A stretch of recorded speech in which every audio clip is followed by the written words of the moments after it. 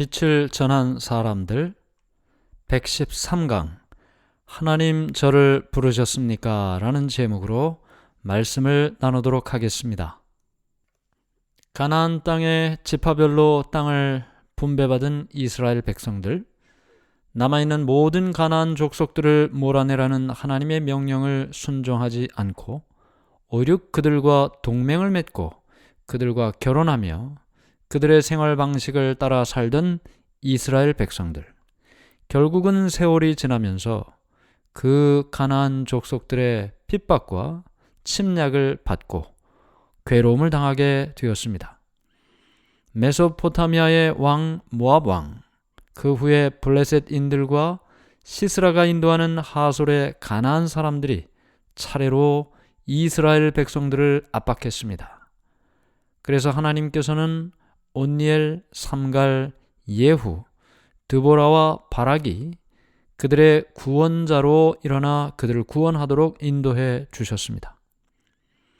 우리가 이미 말씀을 살펴본 것처럼 그들이 이렇게 구원을 받은 후에 다시 또 우상 숭배를 했고 주위의 여러 가나안 민족들로부터 다시 또 핍박과 괴로움을 당하고 또다시 하나님께서는 구원자 사사를 일으켜서 그들을 구원해 주셨습니다. 여기 사사기의 사사라는 말은 구원자라는 뜻을 가지고 있습니다. 하나님께서는 그들이 우상숭배 또 하나님의 뜻을 떠나 살 때 주위에 있던 미디안의 족속들을 통해서 괴로움을 당하는 일들을 허락하셨습니다. 가나안 남쪽에 사는 아말렉 사람들, 또 동쪽의 사막 저편 미디안 족속들, 그들은 이스라엘 백성들에게는 항상 원수 같은 존재들이었습니다. 항상 괴롭혔습니다. 특별히 미디안 족속은 모세 시대에 이스라엘 백성들에게 거의 멸망되었었습니다. 그런데 그 후에 숫자가 점점 늘어났고 또 힘도 강해지게 되었습니다. 그들은 어떻게 해서든지 이스라엘 사람들에게 복수하려고 생각하고 있었습니다. 그런데 그때 이스라엘 백성들이 우상 숭배를 하면서 하나님께서 그들과 함께 하실 수 없는 그때 바로 이 미디안 백성들은 이스라엘 백성들을 무찌르기 위하여 침략하게 되었던 것입니다.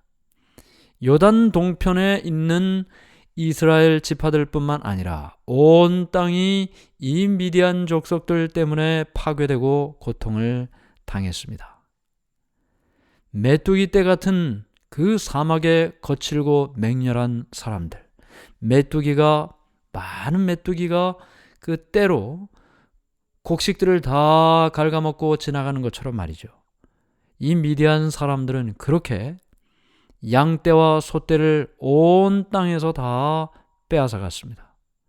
그들은 마치 멸망시키는 전염병처럼 요단강으로부터 저 팔레스틴 평야에 이르기까지 온 나라에 퍼졌습니다. 그들은 그 땅에 곡식이 있기 시작하면 들어와서 토지의 마지막 수확을 거둘 때까지 머물러 있었습니다. 그러면서 수확한 모든 것을 빼앗고 그리고 사람들을 약탈하고 학대하고 그리고는 사막으로 돌아갔습니다.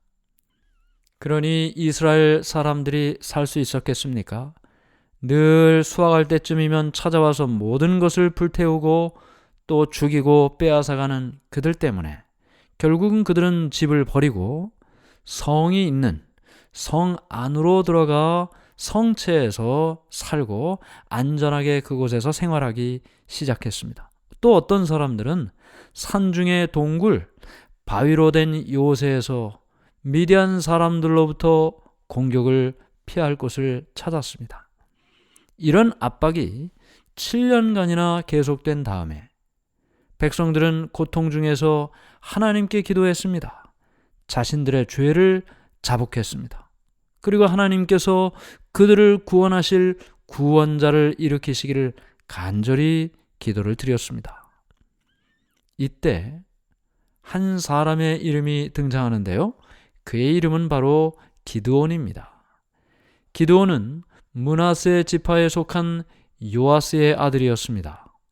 이 가문이 소속된 지파는 아무런 지도적인 지위에 있었던 사람들이 아니었습니다.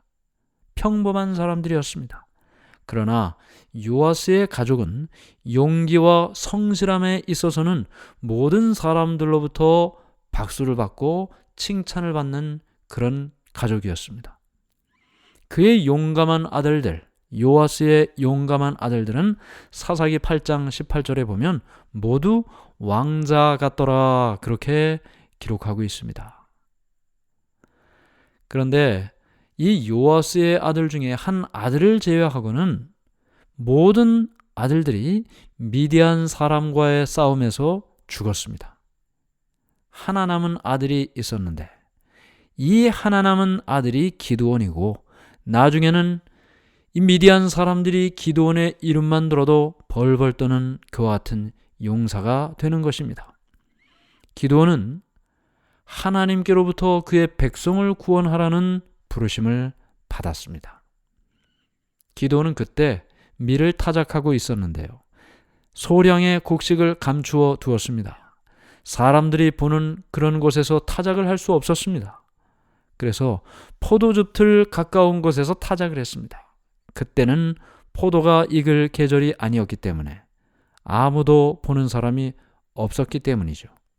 기드온은 사람이 없는 곳에서 말없이 일하면서 마음속에 슬픔 가운데 생각을 했습니다.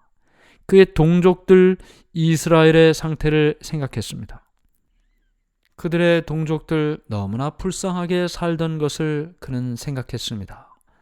우리의 동포들이 왜 이렇게 고통 중에 살아야 할까? 미디안 사람들이 우리를 이렇게 핍박하고 괴로움을 주고 있는데 이런 모든 일에서 자유를 얻을 수 있는 방법이 없을까?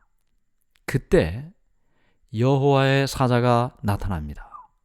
큰 용사여, 여호와께서 너와 함께 계시도다. 이 작은 감은 보잘것없는 사람이라고 사람들이 생각할 만한 그런 집이에요. 평범한 사람입니다. 지위가 높은 그런 일도 없었습니다. 그런데 그 작은 자에게 여호와의 사자가 나타나 큰 용사여, 여호와께서 너와 함께 계시도다 하고 이야기를 했던 것입니다. 이 이야기를 들은 기드온이 말합니다. 사사기 6장 13절. 기드온이 그에게 대답하되, 오 나의 주여, 여호와께서 우리와 함께 계시면 어찌하여 이 모든 일이 우리에게 일어났나이까? 또 우리 조상들이 일찍이 우리에게 이르기를 여호와께서 우리를 애굽에서 올라오게 하신 것이 아니냐? 한 그 모든 이적이 어디 있나이까? 이제 여호와께서 우리를 버리사 미디안의 손에 우리를 넘겨주셨나이다. 그러자 여호와의 사자가 말합니다. 너는 이 내 힘을 의지하고 가서 이스라엘을 미디안의 손에서 구원하라.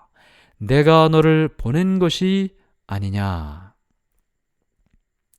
계속해서 기드온은 말합니다. 그러나 기드온이 그에게 대답하되, 오 주여, 내가 무엇으로 이스라엘을 구원하리이까? 보소서, 나의 집은 므낫세 중에 극히 약하고 나는 내 아버지 집에서 가장 작은 자니이다 하니, 여호와께서 그에게 이르시되 내가 반드시 너와 함께 하리니 내가 미디안 사람 치기를 한 사람을 치듯 하리라 하시니라. 참 기드온이 부르심을 듣고 이야기를 합니다. 자기 자신을 보았겠죠. 자기는 보잘것없는 사람이고 또한 이 민족 백성을 하나님께서 저 미디안 족속에게 붙이셨으니 우리가 이렇게 고생을 하는 것 아니냐고. 그랬더니 뭐라고 하늘의 사자가 이야기합니까? 내 힘을 의지하고 가서 이스라엘을 미디안의 손에서 구원하라. 내가 너를 보내노라. 자신의 부족한 것을 생각한 기드온이 나는 약하고 작은 자입니다. 능력이 없는 사람입니다. 그러자 하나님께서 그에게 말씀하셨습니다. 내가 반드시 너와 함께 하리니 내가 미디안 사람 치기를 한 사람을 치듯 하리라. 하나님께서 그와 함께 하신다고 약속하셨습니다. 하나님께서 그에게 사명을 주셨고 부르셨습니다. 그리고 보내셨습니다. 부족하고 연약한 자신의 모습을 고백하는 기드온에게 내가 부족하고 연약한 것은 사실이다. 그것이 지금 눈에 보이는 분명한 사실이다. 그러나 내가 너와 함께 할 것이다. 내가 너와 함께 할 때 너의 부족함과 너의 약함은 아무런 문제가 되지 않는다. 하나님께서 그에게 말씀하셨습니다. 기드온은 지금 자기에게 말하는 이 존재가 도대체 정말 믿을 수 있는 존재인가? 과거에 하나님께서 역사하셨던 그 순간마다 함께했던 그분 맞나? 내가 이 말을 그대로 받아들일 수 있을까? 생각했습니다. 그래서 이 모든 부르심에 대한 확신 그리고 분명한 증표를 보기를 원했습니다. 아브라함과 함께 교통했던 하나님의 천사들, 아브라함은 그들을 대접했습니다.